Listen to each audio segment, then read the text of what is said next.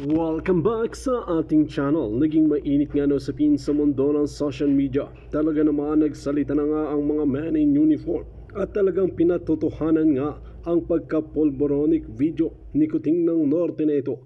Dito nga natin mapapansin mga kaibigan na talagang kumilos na rin ang ating mga men in uniform dahil nga sa mga kababalaghan na nangyayari sa loob mismo ng palasyo at sa bansang Pilipinas na ito ay hindi na masikmura ng ating mga men in uniform. Kaya naman ngayon ay talagang magkakalaman na kung sino nga ba talaga ang tapat na naglilingkod sa bansang Pilipinas.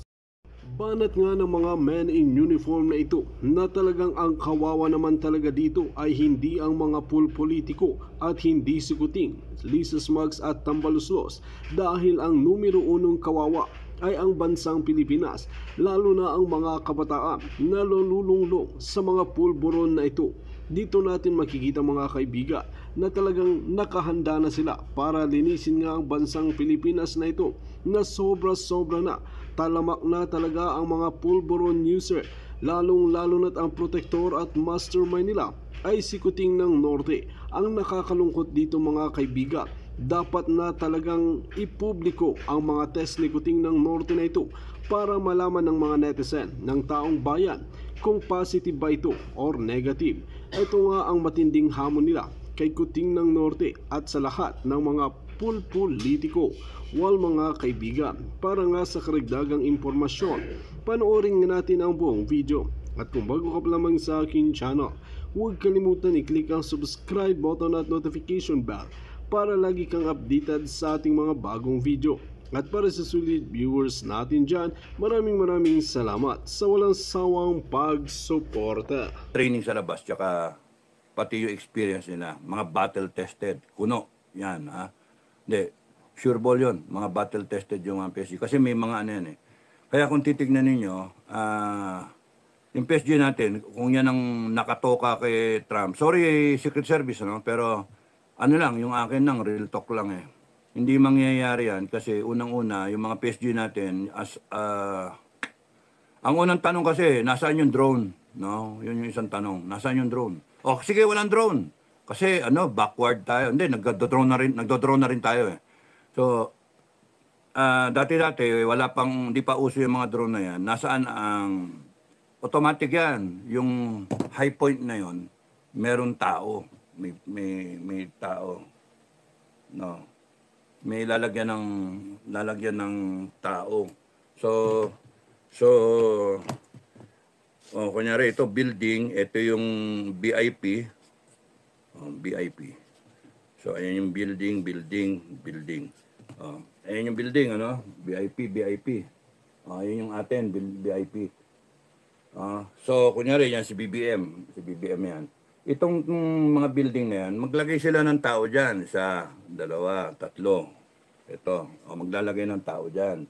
Covered, tama? Or ngayon, meron ng drone, may nag-ano na para kung any activity na Tapos sa ibaba, hindi ka basta-basta pwedeng pumasok kung wala kang authority. Pero minsan makakalusot kung hindi importante. Iba ginagawa, sinashutdown talaga para walang access kahit sino hanggang nandun yung VIP.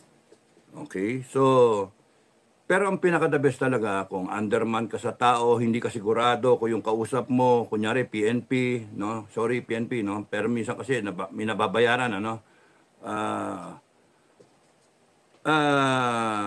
o kaya yung mga LGU, o kaya mga Pilipinong mukhang halang bituka, bayaran mo lang, rentahan yung kondo at doon yung sniper, no?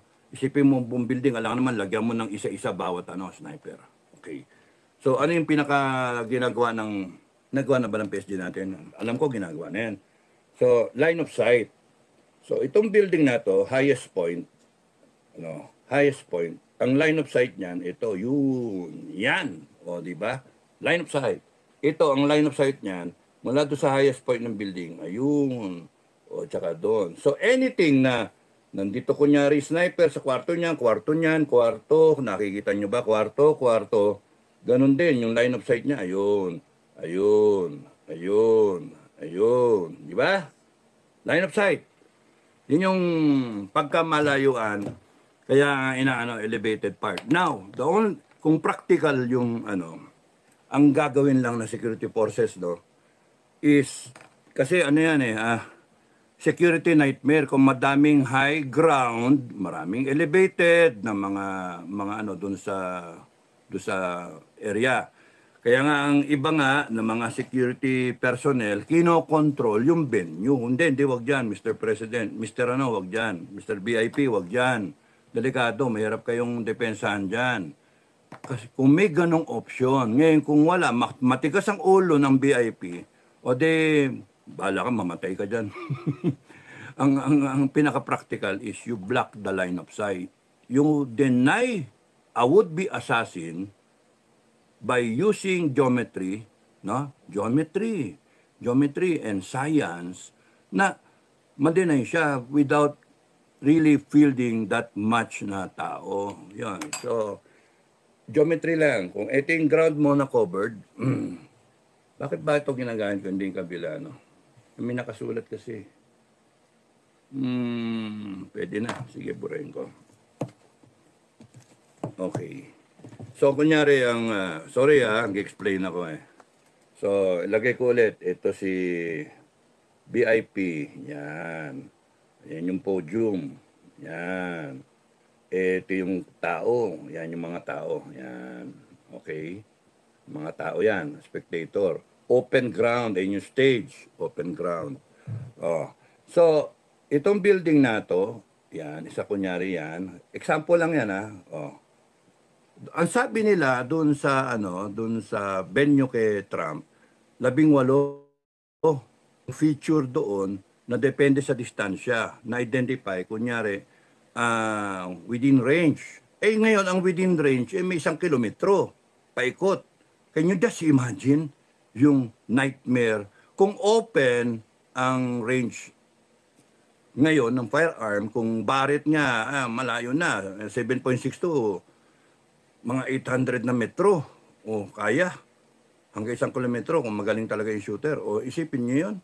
O kung nyari maraming building na ganyan, open, sakit sa ulo, no?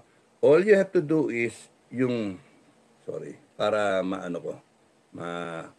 ma-explain ng gusto. Yung line of sight is eto. Mula dyan sa building na yan, highest point, diretso dun sa ulo nung VIP, nung subject. Tama, ito ganun din, Yung ganun din. Yung harap, imagine niyo na lang, ganun din, line of sight. So, all you have to do now is deny, kung ako yan, I'm sure ginagawa na yan natin, ng PSG, deny the would-be assassin the line of sight. Yun yung ko. So, yun yung ating pinag-usapan ngayon. Line of sight. So, geometry lang yan. So, from the highest point, palagay mo na nandito siya sa, kunyari 12 floors yan, no? 12 floors. 11, 12, 10, 9, 8, 7. Unobstructed kunyari yan, diretso, hindi mo malaman kung nasaan yan. So, ang ginagawa na iba, maglagay ka ng tao, kita ba? Yan. Maglagay ka ng tao dito to check yung entry ng ibang tao na dinedeny mo nga yung space sa assassin. Tapos maglagay ka doon sa taas. Tapos may counter sniper ka. Kunyari yan, counter sniper. Tinitignan. Pero pag aanga-anga yung counter sniper mo, kung saan sa tumitingin, at nakipagchismisan, naka-telescope na siya, ang tinitignan naman yung cleavage nung ng isang spectator, no? Madidistract unless na talagang solid siya sa trabaho. Ang dapat na gawin is you deny that line of sight.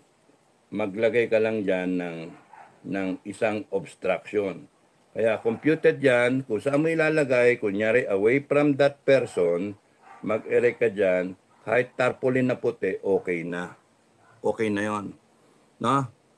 Tarpaulin na puti para blinding, distracting sa mata nung Tsaka wala na siya, wala na yung line of sight niya. Ayan na, may tarpaulin ka dyan, O anything na that will deny the line of sight at saka yung dadaanan ng bala, no? Huwag ka mag-iiwan ng kaya maganda, opaque na papel na kahit nga ano lang kahit kartolina pwede.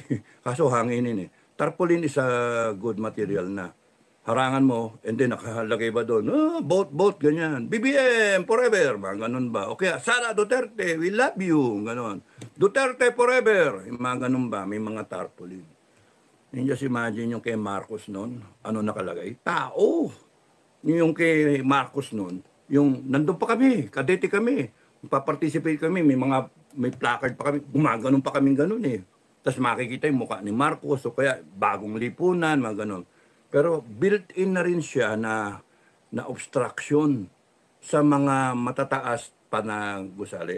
Well, anyway, ito, pwede ka maglagay ng bleacher dyan, no? Diyan mo ilagay yung audience mo, o kaya maglagay ka ng tarpaulin o billboard na madedenay yung line of sight. So, itong building na to, madenay na yung assassin ng line of sight. Sorry. May tumatawag. Ang ano doon, ganun din sa ibang building. So, maglagay ka rin dito. Kunyari ito, ano yan ang line of sight niya. Doon sa pinakatuktok, no? Kunyari ito, ano yan, assassin yan, no? So, maglalagay ka ng, hindi mo alam kung sa ibang floor, kung building yan, meron siya dito. Nandun pa rin, unobstructed pa rin, di ba?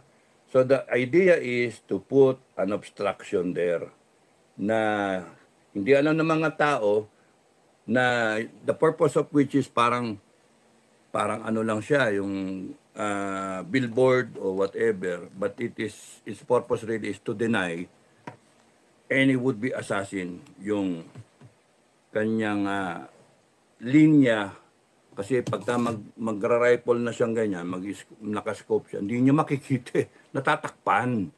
Kaya nga, any assassin would choose a spot na hindi siya obstructed so that they can get a shot off. Ano nangyari kay Trump? Swerte ni Trump talaga, buhay yung tao. So ano nag-save kay Trump? Maraming faktor ang pwedeng nakasalba kay Trump na sa tingin ko. Kung nandun nga yung PSG natin, hindi nangyari yan. Kasi yung PSG natin, automatic yan, may drone yan ang PSG natin, may nagmamonitor. Kundi kaya naglagay ng tao doon, kundi kaya naglagay sila ng hindrance. Naintindihan ng mga security people yun line of sight. It takes, the assassin should have a clear view of he is shooting. He cannot fire indiscriminately kasi the first shot will give away his position. So, the first shot dapat tsugi na yung target, tsugi na. Ngayon, a second shot, kung hindi pa niya natsugi, na-miss niya. Pero hurriedly na ang gagawin. And mas mahirap yung accuracy pagka matulinan. Kaya nga yung first shot talaga very important. Swerte nga ni Trump na survive niya yung unang putok. So, kita doon sa picture na si Trump, dinaanan yung bala, no? Dinaanan niya. Tapos so, live na ulit ako. So, very iconic yung mga picture na, itam niya, no? Diba? Dumaan sa kanya yung bala, Pakaswerte. And right at that moment, yung sinasabi ko kahapon, swerte niya, may billboard siya pinalagay doon. Kasi ang sabi, harap-harapan lagi siya audience lagi, harap-harap siya lagi, no? Ngayon, tumitingin siyang pag ganun kasi meron doon chart, may pinalagay siya. Para yun yung mga data na babasahin niya. Nagkataon, yung chart, nandun sa somewhere there, sa itaas, yung assassin. Kaya tingin-tingin siyang ganyan. Pag ganyan niya, na dapat dito talaga yung sight ng tao. Lumisa dito Kasi kung kahit gumanon nga siya, as in-explain ko kahapon, kung magaling yung birador, timbog si Trump, dito ang tama. Kasi kung dito siya sinight, Ayan, ayan yung crosshair, nandyan. Oh, doon ako nakarap, ayan yung crowd, ayan yung chart. And nandun din yung angulo ng assassin. So, dito talaga, dead center. Hindi nga, hindi nga ano kasi baka may body armor. So, pag harap niyang ganyan, sa pulsa talaga, kung nasaan yung angle dito tumama, di ba? Kung diretso man, dito talaga dapat siya tinamaan. Kasi nung bago siya ng angulo ng ulo niya, gumanon siya, dito siya tinamaan. Eh, nagkataon hindi ganun kagaling yung sniper. Tinamaan, nalihis eh.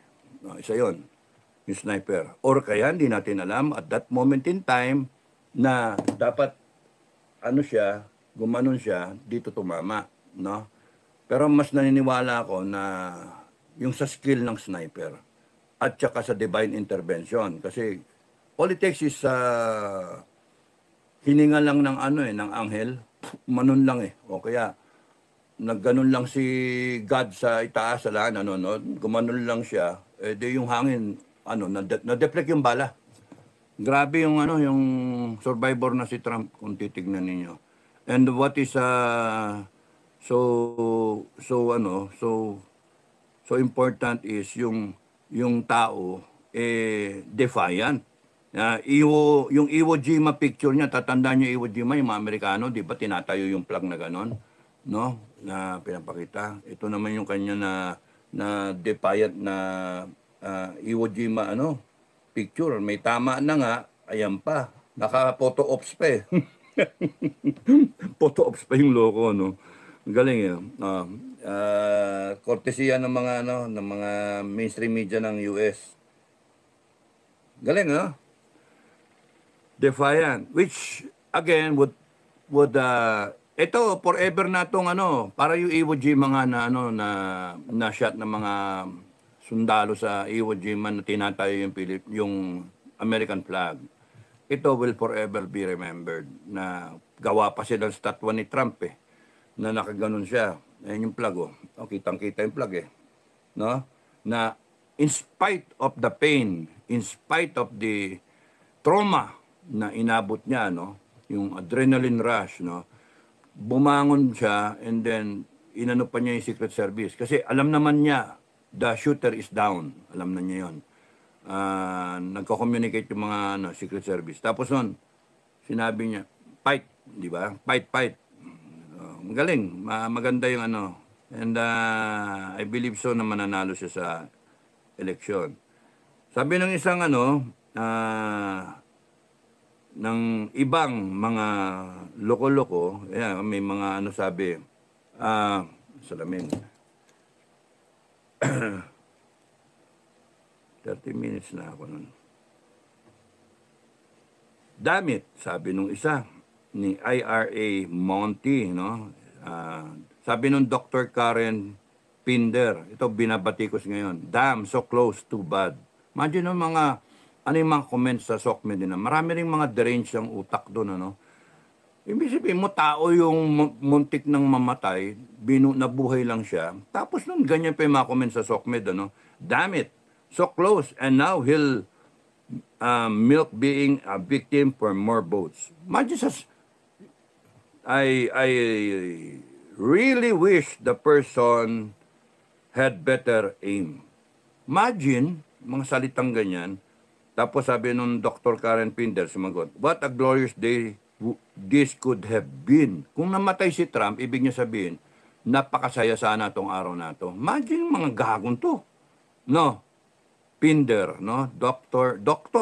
Karen Pinder. Mga walang yan tao yan. Yung sa SOCMED na, nila,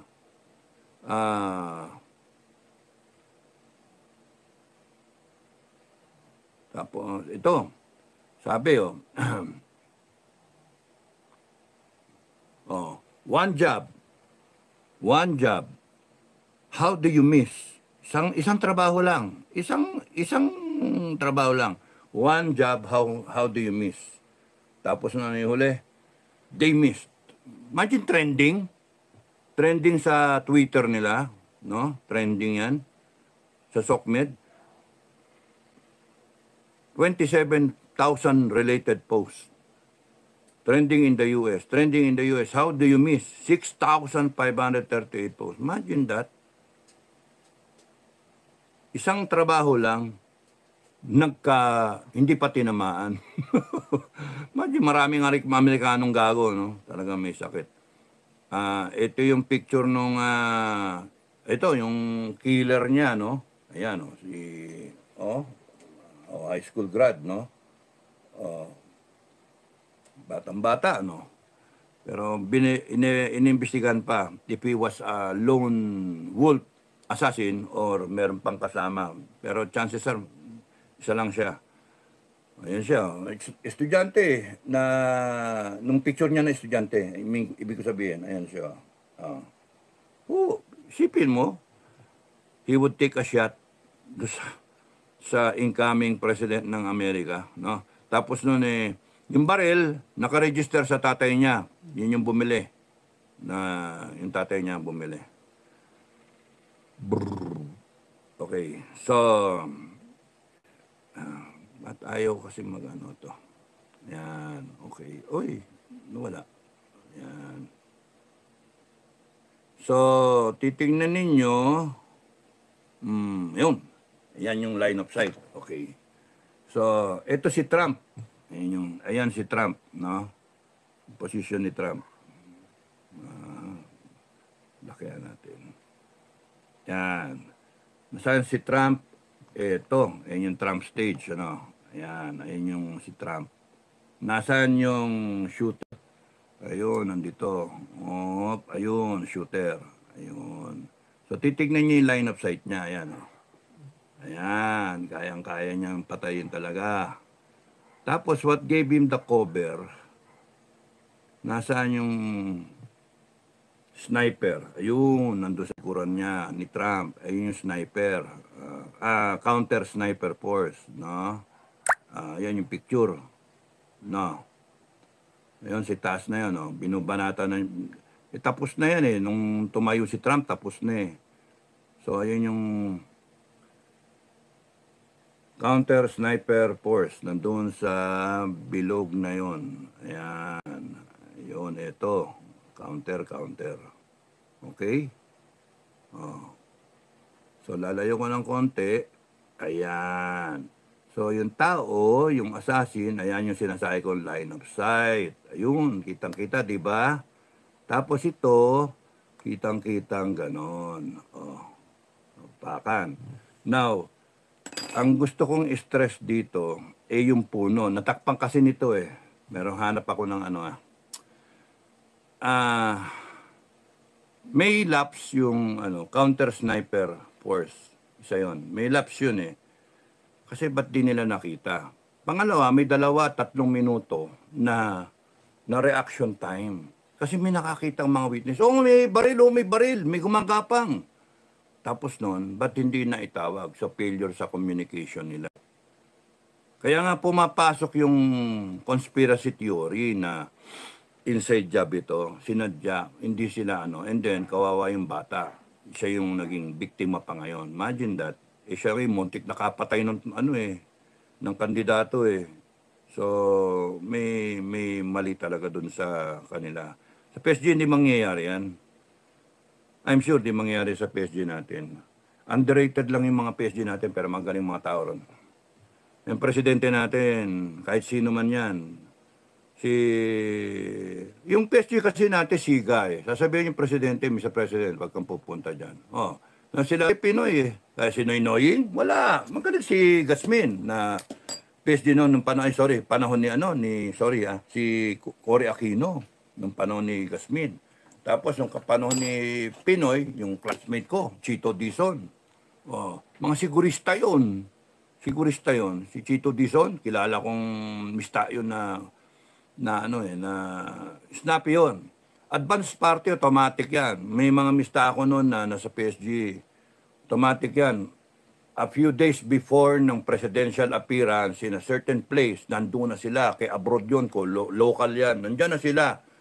Automatic issue yung advanced party. Automatic issue yun. Nagro-rotate lang yan kung sino mag-advanced party. So, ibig sabihin, gastos yan ng gobyerno. Sa atin pa, grabing gumastos mga politiko natin pagka ganyan May budget yan automatic. So, tas tinatag nila talaga yung yung building. That's why I'm sure na kung mag-erect ka lang ng ng sinasabi ko na billboard that will deny the line of sight ng would-be assassin. Ngayon, bakit high ground? Bakit high ground nga pala? Sa singit ko. Ba't hindi on the level, no? Kasi madidistract yung bala mo.